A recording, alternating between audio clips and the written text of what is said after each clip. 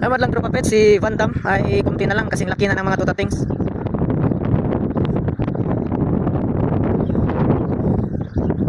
Nagtataka kayo, palaging ako lang mag-isa dito. Ano? Yung mga kasama ko, 4 na lang sila. Kunti na lang kami, tapos lagi lang nasa bahay. Katulad nito, malakas ang hangin, hindi yan lalabas.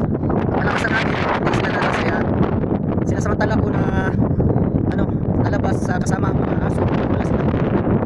Sa loob yung mga kasama ko. Pag andito sila sa labas, hindi kasi lalapit yung mga aso, mga tutatings kasi takot. Bandam? Si Bandam oh. Kaya ngayon, nandito ako sa labas, tinawag ko sila para makalaro-laro. Kasi wala naman yung kasama ko. Ah, Bandam, laro na. Ang kalaro niya kasi si Mami Muka. Hoy.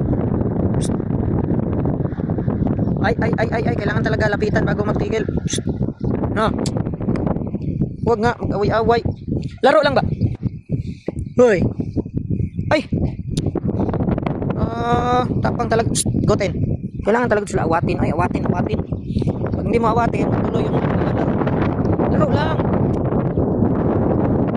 Laro lang. Kailangan pag mag-inisa na sila, awatin agad kasi magtuloy mag-away. Grabe pa naman sila mag-away. Parang mga malalaking aso na. Pag mag-away sila, talagang iba sila na aso. Mag-away, grabe.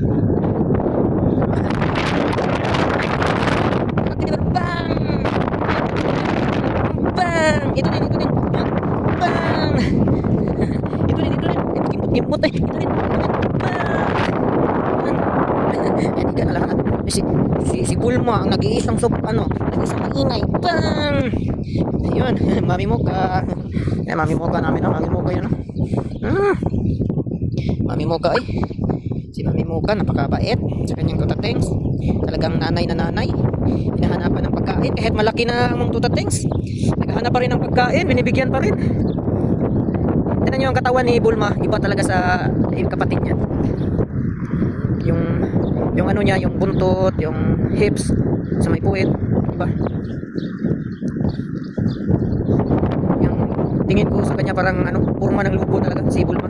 Yung maiksi ang katawan, iba naman yung kapatid niya. Iba katawan ng kapatid niya. Si Bulma, ito. Ayan ang Bulma na yan, maingay. Tapos siya ang pinakamatapang. Higa. Bang! Ito din. Bang! Sinapasok na ako kasi malikabog na.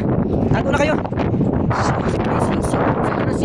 Hindi na daw, hindi na lang.